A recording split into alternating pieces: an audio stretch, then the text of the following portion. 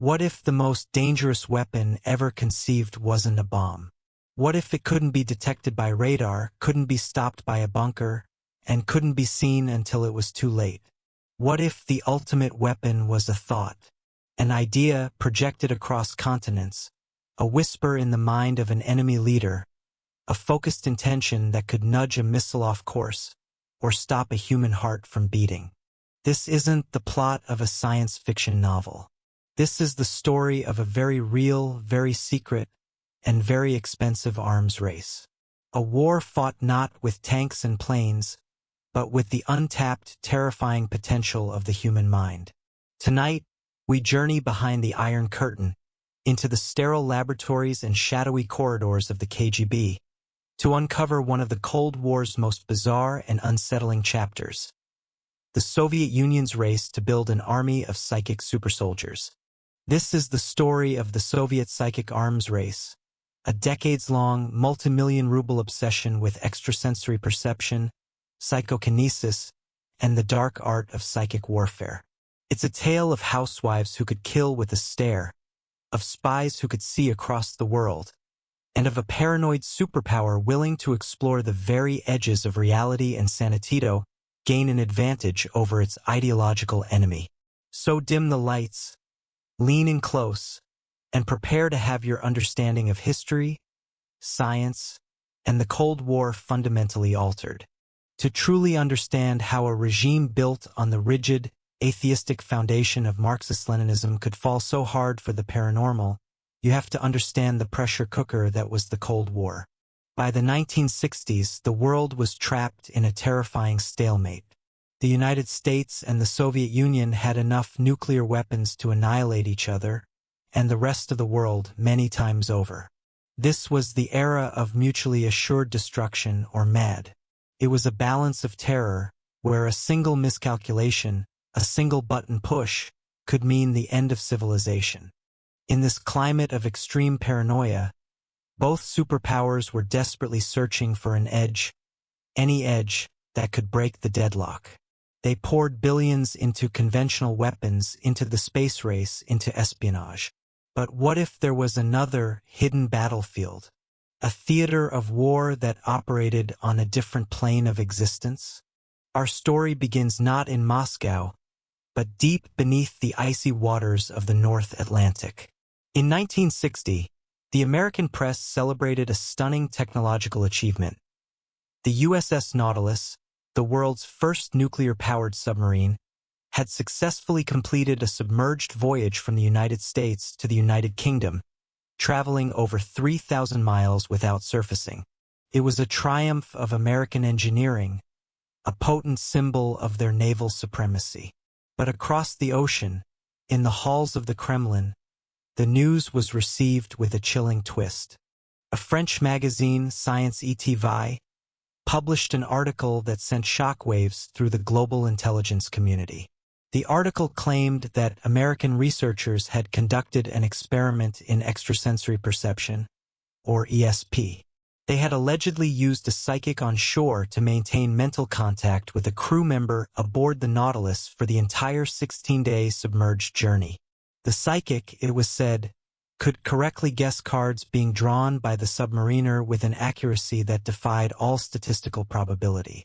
Whether the story was true, an exaggeration, or pure disinformation, it didn't matter. For the Soviets, it was a terrifying wake-up call. If the Americans had developed telepathy, they could communicate with their submerged and previously untraceable nuclear submarines instantly and secretly. They could coordinate a first strike without the Soviets ever knowing. More than that, if they could read minds across an ocean, what else could they do? Could they read the minds of Soviet leaders? Could they steal state secrets directly from the premier's head? The paranoia was immediate and intense. The KGB and its military intelligence counterpart, the GRU, were tasked with a new, urgent directive: find out what the Americans knew and beat them to it. The materialist, scientific dogma of the Soviet state was cast aside. Suddenly, no idea was too strange, no theory too outlandish. The Soviet Union was officially in the psychic arms race. and they were about to discover a star player who would become the living, breathing embodiment of their paranormal ambitions.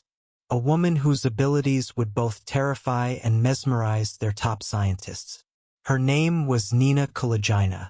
From the outside, Nina Kulagina was the picture of an ordinary Soviet citizen. A Leningrad housewife in her 40s, a decorated Red Army veteran who had served as a tank sergeant during World War II, a wife and mother. She was unassuming, stout, with a plain face and intense, dark eyes. There was nothing about her that screamed supernatural. But behind those eyes, something extraordinary was allegedly at work. Kulagina claimed her abilities first surfaced during moments of extreme anger. Objects in her home would move, lights would flicker. Frightened, she sought medical help, but doctors could find nothing wrong with her. Her story eventually reached the ears of the burgeoning Soviet parapsychology community, and by the mid-1960s, she was being studied in secret state-sanctioned laboratories. What the scientists filmed is the stuff of legend, and to this day, it remains some of the most compelling and controversial footage of psychokinesis ever captured. Imagine a sterile laboratory setting, a table covered with a cloth. On the table, a collection of small, non-magnetic objects. A plastic pen cap, a matchbox, a wedding ring. Nina Kulagina would sit at the table, her hands held inches above the objects, palms down. She would stare, her face contorting with effort, beads of sweat forming on her brow. And then, slowly, jerkily, the objects would begin to move. The matchbox would slide across the table. The pen cap would roll towards her. She could make them move away from her, towards her, in circles. She could even make a small compass needle spin wildly, despite all instruments showing no magnetic field. The scientists, men of logic and reason, were baffled. They wrapped the room in lead shielding, checked for hidden threads, wires, magnets. They found nothing. They documented her vital signs during these sessions. Her heartbeat would skyrocket, her brainwave patterns would shift dramatically, and she would be physically and mentally exhausted afterwards, sometimes losing several pounds of body weight and experiencing sharp pains in her spine and blurred vision. Whatever was happening, it was taking a severe physical toll on her. The experiments grew more elaborate and more disturbing. In one famous test, filmed in black and white, scientists cracked a raw egg into a tank of saline solution. The yolk and white separated and floated in the water. Kulagina was asked to move them. Focusing her intense gaze, she allegedly managed to first separate the yolk from the white by a distance of several inches, and then, impossibly, merge them back together. But the most infamous experiment was the one that elevated her from a curious anomaly to a potential weapon. It was an experiment that tested the boundaries between psychokinesis, moving matter, and something far more sinister, biokinesis, the ability to influence living tissue. The scientists placed a living, beating frog's heart in a petri dish. The tiny organ, sustained by a saline solution, continued to pulse with life. Nina was instructed to focus her mental energy on it. First, she made it beat faster. Then she was told to slow it down. The scientists watched, their instruments recording every frantic or sluggish pulsation. Finally, they gave her the ultimate command. Stop it. According to the reports of those present, Kulagina stared at the tiny, beating heart. Her face was a mask of concentration and pain. The pulse became erratic, fluttered, and then it stopped. She had, by all accounts, extinguished a life, albeit a small one, with the power of her mind alone. The implications were staggering. If she could stop a frog's heart, could she stop a human heart? Could a psychic assassin, sitting in a room in Moscow, target a CIA director in Langley, or even the President of the United States, and induce a fatal, untraceable heart attack? This was the question that haunted the KGB. Nina Kulagina was no longer just a scientific curiosity. She was a prototype, a living, breathing blueprint for a new kind of weapon. Of course, there are skeptics, and for good reason. Magicians and debunkers have long argued that Kulagina's feats could be replicated with clever stage magic.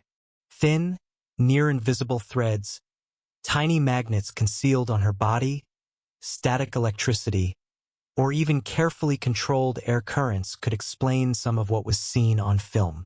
They point out that the conditions were often controlled by her believers, and that she was rarely, if ever, tested under conditions set by impartial, skeptical observers. And yet, the sheer volume of research and the seniority of the scientists involved is difficult to dismiss entirely.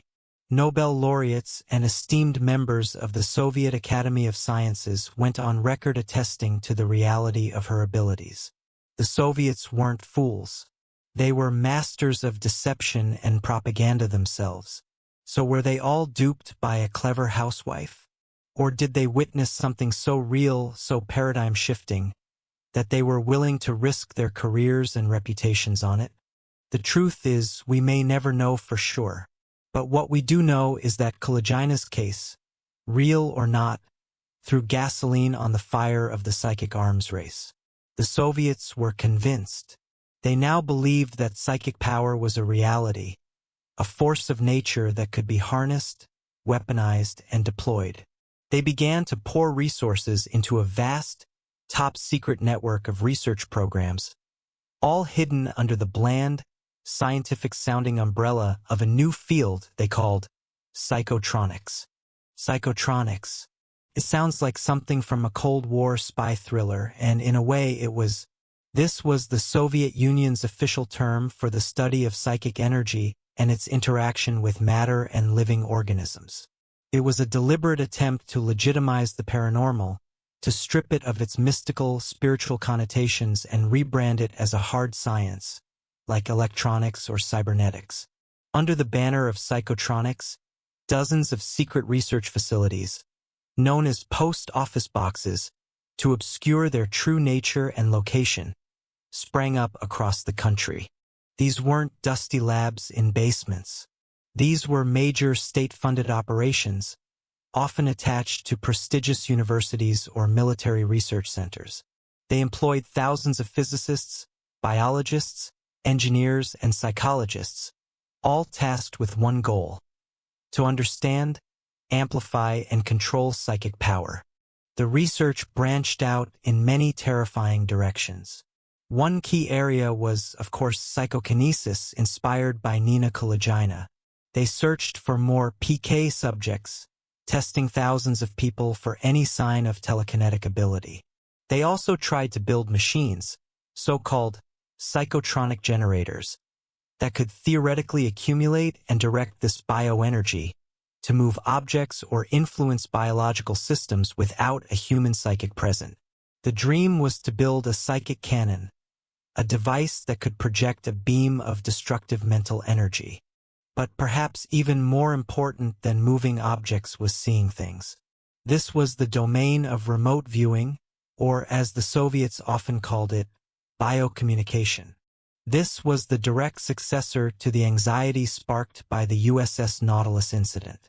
The goal was to train spies who didn't need to cross borders or plant bugs. They could sit in a quiet room in Moscow and, with their minds, see inside a NATO command center, read a top-secret document on a desk in the Pentagon, or track the location of an American nuclear submarine. While the U.S. was secretly developing its own program, later declassified as Project Stargate, the Soviets were running a parallel and arguably much larger operation. They identified individuals who showed a natural aptitude for ES, people who had vivid premonitions or an uncanny knack for guessing, and put them through rigorous training. The protocols were systematic. A sender would be at a remote, randomly selected location. The psychic receiver, miles away in a shielded room, would be asked to describe it. They would sketch what they saw, describe sounds, smells, and feelings associated with the target site. The results were often a bizarre mix of stunningly accurate hits and complete misses. A remote viewer might correctly draw the unique roofline of a secret facility, but misidentify it as a church. Or they might accurately describe the interior of a room, but place it in the wrong city. The intelligence value was inconsistent, but the hits were tantalizing enough to keep the programs funded. A famous story, though one that remains difficult to verify, tells of a GRU remote viewer who, in the late 1970s, was tasked with locating a downed American spy plane that had crashed somewhere in the vast, unforgiving wilderness of Zaire. After weeks of fruitless searching by conventional means, the psychic allegedly provided a set of coordinates. A recovery team was dispatched, and according to the legend, they found the wreckage exactly where he said it would be. Beyond spying, the darkest corner of psychotronics research was in the field of mental influence and control. This was the ultimate Cold War fantasy, the ability to remotely influence the thoughts and decisions of an enemy. Could a team of Soviet psychics project feelings of confusion, fear, or exhaustion into the minds of American negotiators during sensitive arms talks? Could they subtly nudge a foreign leader towards a decision that was more favorable to the Soviet Union? Could they, in a moment of crisis, plant a single debilitating thought of doubt into the mind of the man with his finger on the nuclear button? They experimented with psychic healing, believing that a skilled practitioner could project benevolent bioenergy to accelerate wound healing or cure diseases. But for every light, there is a shadow. And if you can heal with the mind, you can also harm. The research into stopping a frog's heart was just the beginning. They explored the possibility of inducing illness, strokes, and psychological breakdowns from a distance. One of the most chilling figures to emerge from this era was a man named Valery Abramov, a KGB doctor and psychologist who specialized in what was euphemistically called distant psychophysical influence. Abramov's work was highly classified, but defectors and leaked reports paint a picture of a man dedicated to weaponizing the human psyche. He allegedly worked on techniques to create what he called a psychic virus, a targeted mental attack that could disrupt a person's cognitive functions, create intense paranoia, or even erase memories. It's here that the line between documented research and pure paranoia begins to blur. Did the Soviets ever successfully deploy such a weapon? We don't know. But the fact that they were trying, that they were dedicating the resources of a superpower to creating these invisible, untraceable weapons of the mind, is a chilling thought in itself. The Cold War wasn't just being fought in the physical world. It was being fought in the strange, uncharted territory of human consciousness. And for a time, it seemed the Soviets believed they were winning. By the 1980s, the Soviet psychotronics program was a sprawling, compartmentalized beast. While the West was largely unaware of its true scale, the Soviets themselves were becoming bolder, almost evangelical, about their psychic prowess. This confidence manifested in one of the most surreal events of the entire Cold War. In 1988, a group of American officials, including the U.S. ambassador, were invited to a demonstration in Moscow. They were led into a laboratory and introduced to a man who claimed to be a KGB-trained psychic. His task was to demonstrate his ability to disrupt electronics.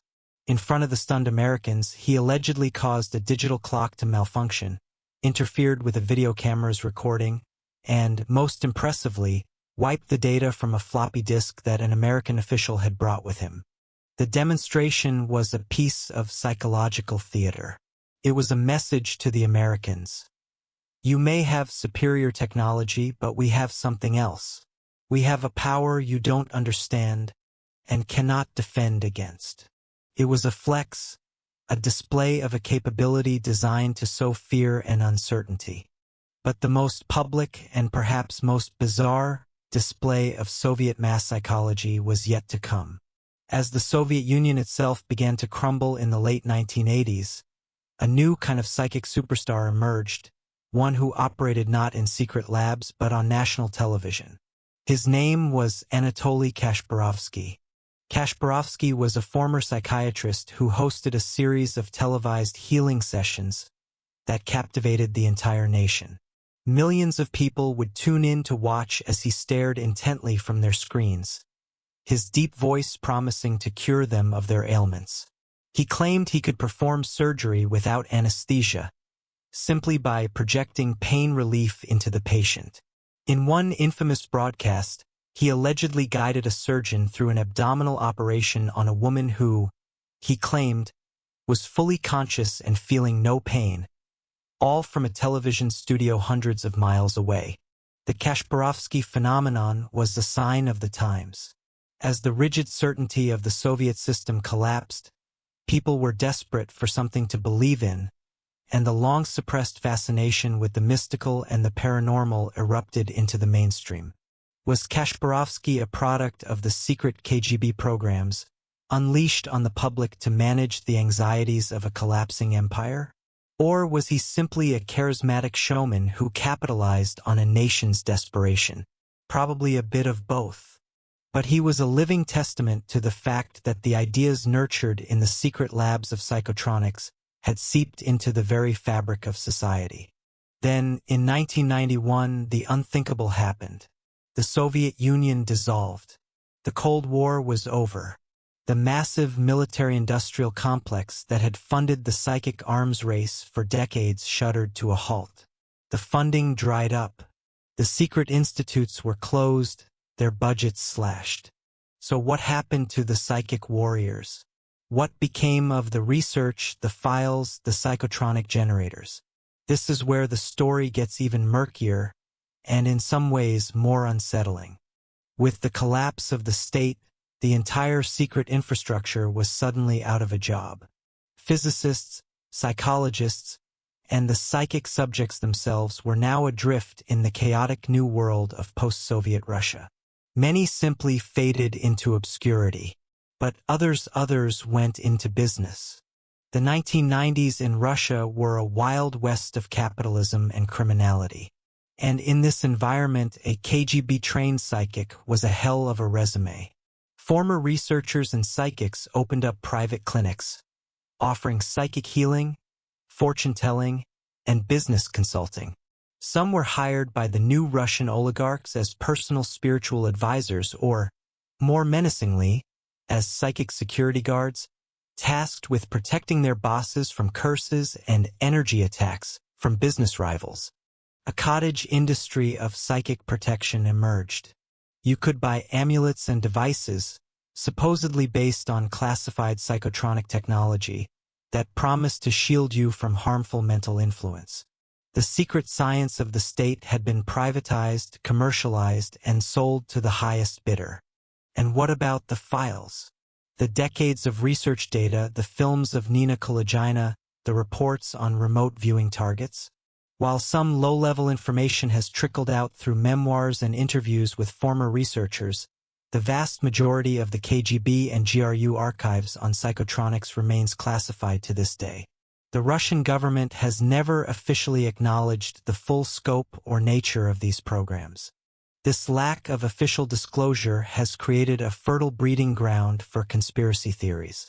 Some believe the research never stopped, that it simply went deeper underground, into more secretive black projects within Russia's modern intelligence services.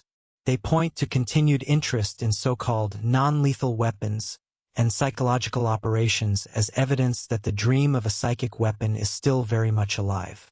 Others believe that the most powerful psychics and the most advanced technology were smuggled out of the country and sold on the black market to other nations or even terrorist organizations. It's a terrifying thought. The ultimate asymmetric weapon, a thought that can kill in the hands of those with no state to restrain them. And so we are left with a profound and unsettling mystery. Was the Soviet psychic arms race a colossal waste of time and money, a bizarre detour down a scientific dead end, or did they actually find something? Did Soviet scientists, for a brief moment in history, peel back a corner of reality and glimpse a power that we are not yet meant to understand? Was Nina Kulagina a clever charlatan, or did she truly possess a force within her that could bend the laws of physics? Were the KGB's remote viewers just making lucky guesses, or could they really project their consciousness across the globe? The most likely answer, as is so often the case with these deep mysteries, is probably somewhere in the messy, uncomfortable middle. The program was likely a complex cocktail of genuine, unexplained phenomena, wishful thinking, outright fraud, and incredible amounts of Cold War paranoia. There were probably some real, if weak and unreliable, psychic abilities that were then exaggerated and weaponized in the minds of desperate intelligence officers. There were probably charlatans who learned how to give their KGB handlers exactly what they wanted to see. And there was a system that, once started, was too secret and too bizarre to easily shut down. But the story of the Soviet psychic arms race serves as a powerful reminder. It shows us how even the most rational, materialistic, and powerful states can be seduced by the irrational when they are driven by fear. It reminds us that the desire for a secret weapon, an ultimate advantage, can lead down some very strange roads. The Cold War may be over, but the questions raised in those secret Soviet labs still echo today. What are the true limits of human potential? What hidden abilities might lie dormant within our own minds? And in our own age of anxiety and technological disruption, what strange new arms races are being conceived in the shadows, born from our own modern fears? The Iron Curtain may have fallen, but the veil over this part of history remains. The psychic soldiers of the Soviet Union have faded back into the shadows, leaving behind a legacy of chilling questions, tantalizing footage, and a profound sense of wonder at what might be possible when a superpower sets its mind to conquering the mind itself. The files are still locked away, the secrets are still being kept, and the full story of the war for the human soul may be one mystery that is never truly declassified. So, what do you think? Was the entire Soviet psychotronics program a grand folly, a multi-million-ruble ghost hunt fueled by Cold War paranoia? Or do you believe there's fire behind all that smoke? Was Nina Kulagina the real deal, a woman with the terrifying power of psychokinesis? Could the KGB really field an army of psychic spies capable of remote viewing and mental influence? I'm fascinated to hear your theories on this one, because it's one of those historical rabbit holes that just gets deeper and stranger the further you go. Drop your thoughts in the comments below. Let me know if you think these abilities are real, and if so, do you think this kind of research is still happening today, hidden from public view? If you found yourself lost in the shadowy corridors of Soviet psychic research with me tonight, and you want to explore more of history's most unsettling and unsolved mysteries, please show your support by hitting that like button. It really helps the channel reach more curious minds like yours. And if you haven't already, consider subscribing and ringing that notification bell so you don't miss our next deep dive into the unknown. We have so many more stories to uncover together. Thank you for listening, and until next time, keep questioning.